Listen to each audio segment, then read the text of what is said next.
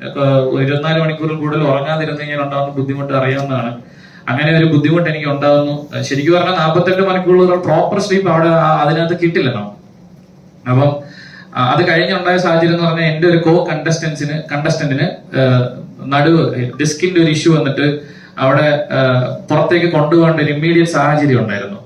അപ്പോൾ ആ ഇമ്മീഡിയറ്റ് സാഹചര്യത്തെ അവര് കണ്ടന്റ് ആയിട്ട് ഉപയോഗിച്ചു. അതായത് ഒരു മണിക്കൂറുകളോളം ആ കണ്ടസ്റ്റന്റിന് അവിടെ ഇവര് തൊട്ടടുത്ത് മെഡിക്കൽ സപ്പോർട്ട് ഉണ്ടെന്ന് പറയാറുണ്ട്, തൊട്ടടുത്ത് ഡോക്ടർ ഉണ്ടെന്ന് പറയുന്നു, സ്ട്രക്ചർ കൊണ്ടുവരാനുള്ള സംവിധാനമുണ്ട് എന്നെല്ലാം പറയുമ്പോഴും അവരൊരു എന്റെ ഒരു ഉദ്ദേശ കണക്കാണ് പറയുന്നത്, എനിക്ക് സമയം അറിയില്ല. എന്തായാലും മണിക്കൂറുകളോളം അവര് ആ കുട്ടീനെ പുറത്തേക്ക് കൊണ്ടുപോകാതെ കണ്ടന്റ് ആയിട്ട് ഷൂട്ട് ചെയ്തു. ഞങ്ങളെ പുറത്താക്കി, കഥ കടച്ചു, ഈ പറയുന്ന ബ്ലൈൻഡ്സ് ഇട്ടു, വീണ്ടും തുറന്ന് ഞങ്ങൾ അകത്തേക്ക് കയറ്റി. അങ്ങനെ ബാക്ക് ടു ബാക്ക് ഒരു കണ്ടന്റ് എടുത്തുകൊണ്ടിരുന്നപ്പോൾ എനിക്ക് മനസ്സിലായി ഈ ഷോ ഒരു മാനസിക പരിഗണനയും തരാത്ത ഷോയാണ്.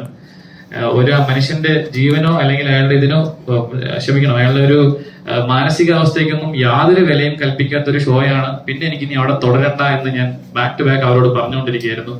ഞാൻ ഇമോഷണലി ഒത്തിരി തകർന്നു പോയൊരു സാഹചര്യം ഉണ്ടായി. എന്നിട്ട് ഞാൻ അവരോട് ഈ ഷോയിൽ നിന്ന് പുറത്തു പോകണമെന്ന് വീണ്ടും മൾട്ടിപ്പിൾ ടൈംസ് ഞാൻ അവരോട് ആവശ്യപ്പെട്ടു. എനിക്ക് അവരിൽ കുറെ ആൾക്കാരെ പേഴ്സണലായിട്ട് അറിയാം. ഞാൻ ഈ ചാനലുമായി ബന്ധപ്പെട്ട് ജോലി ചെയ്യുന്ന ആളായതുകൊണ്ട് എനിക്ക് ഒരുപാട് പേരെ അറിയാം. അവരുടെ പേരെടുത്ത് ഞാൻ ശരിക്കും പറഞ്ഞാൽ ഞാൻ കരഞ്ഞു എന്ന് തന്നെ പറയാം. പേരെടുത്ത് എന്നെ നിങ്ങൾ സഹായിക്കണം, എനിക്ക് ഇനി ഇവിടെ പിടിച്ചു നിൽക്കാൻ പറ്റില്ല, എന്നെ പുറത്തേക്ക് വിടണമെന്ന് ഞാൻ ബാക്ക് ടു ബാക്ക് അവരോട് പറഞ്ഞതിന്റെ ഭാഗമായിട്ട് എന്നെ അവര് ഈ പറയുന്ന ഒരു സ്ഥലത്ത് ഈ കൺഫെഷൻ റൂം എന്നാണ് പറയുന്നത്, അവിടേക്ക് വിളിച്ച് എന്നോട് എന്നെ അവർ വീണ്ടും സമാധാനിപ്പിക്കാൻ ശ്രമിച്ചു, തിരിച്ച് ഗെയിമിലേക്ക് കൊണ്ടുവരാൻ ശ്രമിച്ചു. ഞാൻ പറ്റില്ല എന്ന് തറപ്പിച്ച് തന്നെ പറഞ്ഞു, എനിക്ക് പുറത്തു പോകണം.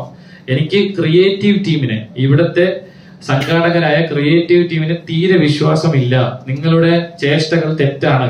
നിങ്ങൾ ഇവിടെ ഒരു മനുഷ്യ ജീവനോ യാതൊരു വിലയും കൊടുക്കാത്തവരാണ്, മാനുഷിക പരിഗണന കൊടുക്കാത്തവരാണ്, ഹ്യൂമാനിറ്റി നോക്കാത്ത ആൾക്കാരാണ്. അതുകൊണ്ട് കണ്ടന്റിന് വേണ്ടി എന്തും ചെയ്യുന്ന ആൾക്കാരാണ്. അതുകൊണ്ട് എനിക്ക് ഇവിടെ തുടരാൻ സാധിക്കില്ല എന്ന് ഞാൻ അവരടുത്ത് പറഞ്ഞതിന്റെ പേരിൽ ഇവരെന്നെ തിരിച്ച് വീണ്ടും ഗെയിമിലേക്ക് പുഷ് ചെയ്ത് കളയായിരുന്നുണ്ടായിരുന്നത്. വീണ്ടും മാറ്റി. അങ്ങനെ ഞാൻ അവിടെ നിസ്സഹകരണം പ്രഖ്യാപിച്ചു. ഞാൻ രാവിലെ തൊട്ട് ഭക്ഷണം കഴിക്കാതിരുന്നു, നിസ്സഹകരണം പ്രഖ്യാപിച്ചു. മത്സരത്തിൽ സഹകരിക്കില്ല എന്ന് പറഞ്ഞതിന്റെ പേരിൽ എനിക്കൊരു സൈക്കോളജിസ്റ്റിന്റെ സഹായം അവർ തന്നു. അദ്ദേഹത്തോട് ഞാൻ പറഞ്ഞത്, സൈക്കോളജിസ്റ്റ് അവിടെ ഇല്ല, ഞാൻ നിങ്ങളോട് പറയാണ്, അവിടെ ഒരു സൈക്കോളജിസ്റ്റ് ഫിസിക്കലി പ്രസന്റ് അല്ല. ആ സൈക്കോളജിസ്റ്റ് വീഡിയോ കോളിലൂടെയാണ് വരുന്നത്. അദ്ദേഹം മുംബൈ ബേസ് ചെയ്തിട്ടുള്ള ഒരു സൈക്കോളജിസ്റ്റ് ആണെന്നാണ് മനസ്സിലാക്കാൻ സാധിച്ചത്. അദ്ദേഹത്തിന്റെ പേര് ഡോക്ടർ സാവന്ത് എന്നാണ്. അയാള് ബിഗ് ബോസിന്റെ എല്ലാ ബിഗ് ബോസ് ഷോസും കൺട്രോൾ ചെയ്യുന്ന എല്ലാ ബിഗ് ബോസ് ഷോയിലെയും മത്സരാർത്ഥികളെ അദ്ദേഹമാണ് പരിശോധിക്കുന്നതെന്നാണ് മനസ്സിലാക്കാൻ സാധിച്ചത്. അവര് പറഞ്ഞൊരു അറിവ് അതാണ്. അപ്പൊ സാവന്ത് എന്ന് പറഞ്ഞ ഡോക്ടർ വീഡിയോ കോളിലൂടെ, വ്യക്തമല്ലാത്തൊരു വീഡിയോ കോളിലൂടെ എന്നെ കാണുകയും അദ്ദേഹത്തോട് ഞാൻ ഇതേ കൺസേൺ തന്നെ പറയുകയാണ്, ഇങ്ങനെ ഒരു ഹ്യൂമാനിറ്റി വാല്യൂ ഇല്ലാത്തൊരു ഷോയാണ് ഇവിടെ പ്രോപ്പർ എനിക്ക്. അപ്പൊ അദ്ദേഹം തന്നെ എന്നോട് ചോദിക്കുന്നു, എന്റെ സിബിന് ഉറങ്ങാത്ത പ്രശ്നമുണ്ടോ? ഞാൻ പറഞ്ഞു ഉറങ്ങിയിട്ടില്ല. അപ്പൊ അയാൾ എന്നോട് പറയാണ്, എനിക്ക് സിബിന് ഞാനൊരു മരുന്ന് തരാം ഉറങ്ങാനായിട്ട്, അത് കഴിക്കുമെന്ന് എന്നോട് ചോദിച്ചു. അപ്പൊ ഞാൻ പറഞ്ഞു, ഞാൻ സൈക്യാട്രിക് ഡ്രഗ് ജീവിതത്തിൽ ഇന്നേ വരെ എടുത്തിട്ടില്ല, ഞാൻ എടുക്കില്ല എന്നും വാശി പറഞ്ഞു. എന്നാലും അദ്ദേഹം പറഞ്ഞു, സിബിന് വിശ്രമം ആവശ്യമാണ്, സിബിൻ ഒന്ന് പുറത്തേക്ക് പോയി കുറച്ചു നേരം ഉറങ്ങി വിശ്രമിച്ചിട്ട് തിരിച്ചു വരാൻ പറഞ്ഞു. അതിന്റെ ഭാഗമായി എന്നെ അവര് പുറത്തേക്ക് കൊണ്ടുപോയെങ്കിലും എന്നെ അവര് വിശ്രമിക്കാൻ സമ്മതിച്ചില്ല. അതായത് ഞാൻ അവിടെ യൂഷ്വലി മറ്റു മത്സരാർത്ഥികൾക്കും അങ്ങനെ വിശ്രമിക്കാനുള്ള ഒരു അവസരം അവരോട് കൊടുക്കുന്നുണ്ടായിരുന്നു. എന്നാൽ എനിക്ക് അത് തന്നില്ല. പുറത്തു പോയ സമയത്ത് എന്നെ ഏഷ്യാനെറ്റിന്റെ അല്ലെങ്കിൽ ഈ ഷോയുടെ 3 അധികൃതർ, ടോപ്പ് ലെവലിൽ നിൽക്കുന്ന 3 പേര് വന്ന് എന്നെ അവർ കണ്ടു. എന്നെ അവർ പുറത്തു പോകാൻ അനുവദിച്ചില്ല, പുറത്തു പോകാൻ സാധിക്കില്ല, ഇത് അങ്ങനത്തെ ഒരു ഷോ അല്ല, അങ്ങനെ പുറത്തു പോകാൻ പറ്റില്ല എന്ന് ബാക്ക് ടു ബാക്ക് എന്നെ പുഷ് ചെയ്ത് എനിക്ക് വീണ്ടും തിരിച്ച് കയറുന്നതിന് മുമ്പ് ഒരു ഗുളിക കഴിക്കൂ, അപ്പൊ മാനസികമായി കുറച്ച് ആശ്വാസം കിട്ടും എന്നോട് നിർബന്ധിച്ച് പറഞ്ഞു. അപ്പോഴും ഞാൻ സമ്മതിച്ചു, മരുന്ന് കഴിക്കാമെന്ന് സമ്മതിച്ചു. പക്ഷെ അന്നത്തെ ദിവസം എനിക്ക് അവർ മരുന്ന് തന്നില്ല. അത് എന്തുകൊണ്ടാണെന്ന് അറിയാം, തിരിച്ച് വീടിനുള്ളിലേക്ക് കയറി. ആ രാത്രിയും എനിക്ക് ഉറങ്ങാൻ സാധിച്ചില്ല. മാനസികമായ ബുദ്ധിമുട്ടുകൾ കൊണ്ടും ഫിസിക്കലായിട്ടുള്ള ഭക്ഷണം കഴിക്കാതിരുന്നതിന്റെ പേരിൽ എനിക്ക് പ്രോപ്പറായിട്ട് ഉറങ്ങാൻ സാധിച്ചിട്ടില്ല. അടുത്ത ദിവസം രാവിലെ ഞാൻ ഉറക്കം എണീറ്റിട്ട് ഇവരോട് ഇത് തന്നെ ആവശ്യപ്പെടുകയാണ്, എനിക്ക് പുറത്തു പോകണം, എന്റെ ഉറക്കം ശരിയല്ല, ഞാൻ ഹാലൂസിനേറ്റ് ചെയ്യാൻ തുടങ്ങി എന്ന് പറഞ്ഞു.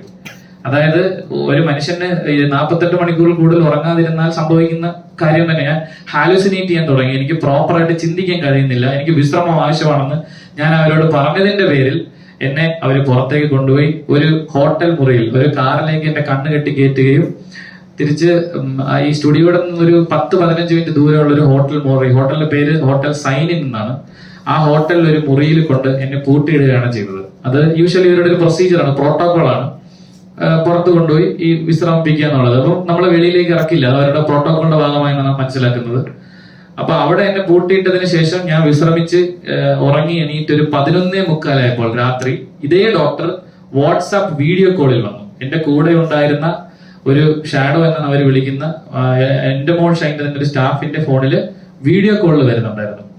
ആ വീഡിയോ കോള് നിങ്ങൾക്കറിയാം, ചെന്നൈ ഔട്ടറിലാണ് ഈ EVP സ്റ്റുഡിയോ ഇരിക്കുന്നത്. അപ്പൊ അവിടെ നെറ്റ്വർക്ക് വളരെ കുറവാണ്. ആ നെറ്റ്വർക്ക് ഇല്ലാത്ത ആ ഏരിയയില്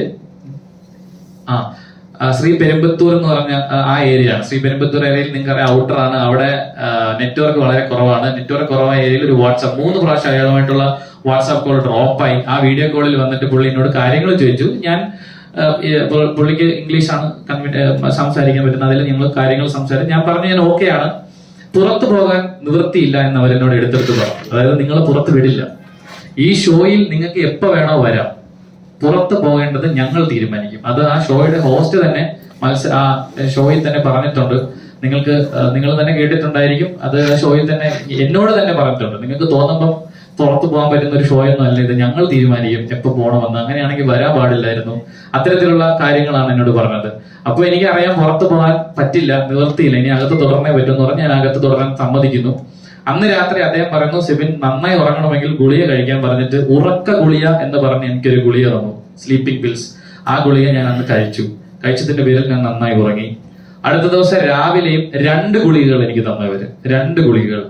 ഈ 2 ഗുളികയും ഞാൻ കഴിച്ചു. അത് കഴിച്ചതോടുകൂടി എനിക്ക് സംഭവിച്ചത് പ്രോപ്പറായിട്ട് ആലോചിക്കാൻ പറ്റാത്ത ഒരു സാഹചര്യത്തിലേക്ക് പോയി. എനിക്ക് എന്താ പറയാ, മൊത്തത്തിൽ വളരെ ക്ഷീണിതനായി ഞാൻ ആ കട്ടിൽ ഇരിക്കുകയും സ്വാഭാവികം ഞാൻ ഉറങ്ങി പോവുകയും ചെയ്തു. ഞാൻ എണീക്കുന്നത് വൈകുന്നേര സമയമാണ്. സമയം അറിയില്ല, കാരണം അവിടെ ക്ലോക്കോ മറ്റു കാര്യങ്ങളൊന്നും ഇല്ല ആ മുറിക്കകത്ത്. ഈ സമയത്തും എന്റെ വീട്ടുകാര് ഈ ഷോ കണ്ടിട്ട് നിരന്തരമായി ഇവരെ വിളിച്ചുകൊണ്ടിരിക്കുകയാണ്. എന്റെ എമർജൻസി കോണ്ടാക്ട് ആണെങ്കിലും എനിക്ക് എന്ത് സംഭവിച്ചു, എന്തിന് സിബിനെ പുറത്തേക്ക് കൊണ്ടുപോയി, എന്താണ് ആരോഗ്യ കാരണം, ഇവർ കൃത്യമായിട്ടോ അല്ലെങ്കിൽ ഫോൺ അറ്റൻഡ് ചെയ്ത് എന്താണ് എനിക്ക് സംഭവിച്ചെന്ന് പോലും ഇവരാരും പറയാൻ തയ്യാറായിട്ടില്ല. ഒരു മനുഷ്യര് പോലും എന്റെ വീട്ടുകാരെയോ എനിക്ക് വേണ്ടപ്പെട്ട ആൾക്കാരെയോ എനിക്ക് എന്താണ് സംഭവിക്കുന്നത് ആ നിമിഷം വരെയും അറിയിച്ചിട്ടില്ല.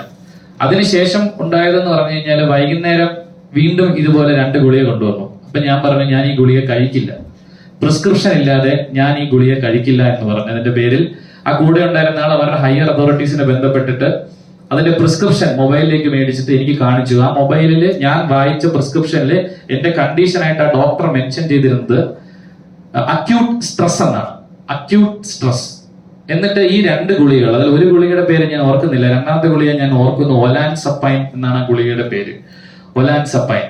ഈ ഒലാൻസപ്പൈൻ മരുന്ന് എന്തിനാണ് ഉപയോഗിക്കുന്നത് ഞാൻ എന്റെ കൂടെയുള്ള ആ പയ്യനോട് ഗൂഗിൾ ചെയ്ത് ഒന്ന് പറയാൻ പറഞ്ഞു. അപ്പൊ അദ്ദേഹം അത് ഗൂഗിൾ ചെയ്യുകയും അത് സ്കീസോഫ്രീനിയ എന്ന് പറയുന്ന മാരകമായ രോഗത്തിന് കൊടുക്കുന്ന ഗുളികയാണെന്ന് ഞാൻ മനസ്സിലാക്കി. ഈ സ്കീസോഫ്രീനിയ അല്ലെങ്കിൽ ബൈപ്പോളർ ഡിസോർഡർ, ഈ 2 അസുഖങ്ങളും നിശ്ചയിക്കണമെങ്കിൽ മിനിമം, ഞാനൊരു മെഡിക്കൽ വിദഗ്ധനുമായി സംസാരിച്ചപ്പോൾ മനസ്സിലാക്കിയത് ഈ അസുഖം ഡിറ്റർമിൻ ചെയ്യണമെങ്കിൽ മിനിമം 6 മാസത്തെ കൺസൾട്ടേഷൻ വേണം, ഏറ്റവും മിനിമം. പിന്നെ ഡെയിലി ലൈഫ് ജീവിക്കാൻ പറ്റില്ല, ഈ അസുഖമുള്ള ഒരു മനുഷ്യന് ഡെയിലി ലൈഫ് ജീവിക്കാൻ പറ്റില്ല. അത്തരത്തിൽ ബുദ്ധിമുട്ടുണ്ടാക്കുന്ന സൈക്യാട്രിയിൽ ഏറ്റവും എക്സ്ട്രീം ആയിട്ടുള്ള ഒരു രോഗമാണ് സ്കീസോഫ്രീനിയ. ആ സ്കീസോഫ്രീനിയ കൊടുക്കുന്ന മരുന്നാണ് ഇതെന്നും ഇത് എനിക്ക് കഴിക്കേണ്ട സാഹചര്യം ഇല്ലെന്ന് ഞാൻ മനസ്സിലാക്കി ഞാൻ കഴിക്കില്ല എന്ന് അവരോട് പറഞ്ഞു. ഇത് കഴിക്കാൻ പറ്റില്ല എനിക്ക് എന്ന് ഞാൻ പറഞ്ഞു. അപ്പോൾ എന്റെ കൂടെയുള്ള ആൾ അവരുടെ ഹയർ അതോറിറ്റീസിനെ അറിയിക്കുന്നു, സിബിൻ ഇത് കഴിക്കില്ല എന്ന് പറയുന്നു. തിരിച്ച് എനിക്ക് കിട്ടിയ മറുപടി ഇതാണ്, ഇത് കഴിച്ചില്ല എങ്കിൽ നിങ്ങൾക്ക് മത്സരത്തിനുള്ളിലേക്ക് തിരിച്ച് പ്രവേശിക്കാൻ പറ്റില്ല. പുറത്തു പോകാൻ പറ്റില്ലെന്ന് അവർ ഓൾറെഡി പറഞ്ഞു കഴിഞ്ഞു. മത്സരത്തിനുള്ളിലേക്ക് തിരിച്ച് പ്രവേശിക്കണമെങ്കിൽ ഈ മരുന്ന് നിർബന്ധമായും കഴിക്കണം എന്ന് പറഞ്ഞു.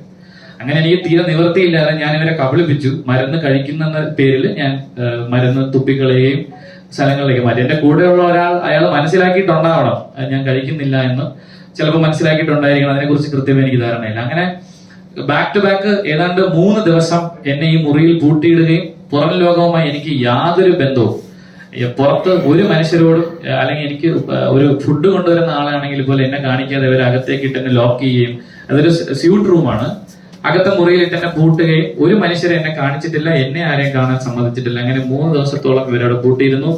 4ാമത്തെ ദിവസം എന്നെ കാണാനായിട്ട് ഈ ഷോയുടെ 3 വലിയ അധികൃതർ വരികയാണ്. ഇതിനിടയ്ക്ക് ഒരു പ്രാവശ്യം ആ ഡോക്ടർ വീഡിയോ കോളിൽ വന്നു. അദ്ദേഹം വിശ്രമം വേണമെന്ന് പറഞ്ഞു എന്നോട്, സിബിൻ ഒന്ന് ട്രസ്റ്റ് എടുത്തിട്ട് തിരിച്ച് ഷോയിൽ കയറുന്നതായിരിക്കും നല്ലതെന്ന് പറഞ്ഞു. അതിനുശേഷമാണ് 4ാമത്തെ ദിവസം ഈ ഷോയുടെ 3 അധികൃതർ വന്ന് എന്നോട് പറയുകയാണ്, സിബിന് ഈ ഷോയിൽ തുടരാൻ പറ്റില്ല, സിബിന് നമുക്ക് ആരോഗ്യപരമായ പ്രശ്നങ്ങളുണ്ട്, അതുകൊണ്ട് പുറത്തേക്ക് കൊണ്ടുപോകണം, പുറത്തു പോകുന്നതായിരിക്കും നല്ലത്, വിശ്രമിക്കണം എന്നാണ് പറയുന്നത്. എന്നിട്ട് അവിടെ വെച്ച് ഈ 3 പേരും നിർബന്ധിച്ച് എന്നെ കൊണ്ട് ഈ മരുന്ന് കഴിപ്പിച്ചു. നീ എന്തുകൊണ്ട് മരുന്ന് കഴിക്കുന്നില്ല, ഈ മരുന്ന് കഴിക്കണം, നിന്റെ അസുഖം അത്രയ്ക്കും, നീ അത് റിട്രൈവ് ചെയ്ത് വരണം, ഞങ്ങളുടെ ആഗ്രഹമാണ്, അങ്ങനെ ഇതാണ് എന്ന് പറഞ്ഞ് എന്നെ നിർബന്ധിച്ച് ആ 3 പേർ ആ മരുന്ന് കഴിപ്പിക്കുകയും അത് കഴിച്ചതിന്റെ സാഹചര്യത്തിൽ ഞാൻ വീണ്ടും എനിക്ക് മയക്കത്തിലേക്ക് പോകേണ്ട ഒരു സാഹചര്യം ഉണ്ടായി. വൈകുന്നേരമാണ് ആ ദിവസം വൈകുന്നേരം എന്റെ എമർജൻസി കോൺടാക്ട് ആയ എന്റെ ഒരു സുഹൃത്തുമായി എന്നോട് സംസാരിക്കാൻ അവർ അതിനെ അനുവദിച്ചു. സംസാരിച്ചപ്പോഴാണ് എനിക്ക് മനസ്സിലായത്, ഇവര് എന്റെ വീട്ടിൽ ആ ദിവസം, അതായത് എനിക്ക് അവസാനം മരുന്ന് ദിവസം എന്റെ വീട്ടിൽ വിളിച്ച് ഇൻഫോം ചെയ്തത് എനിക്ക് സ്കീസോഫ്രീനിയ എന്ന് പറഞ്ഞ മാരകമായ രോഗമാണ്, വയലന്റ് ആണെന്ന് പറഞ്ഞു.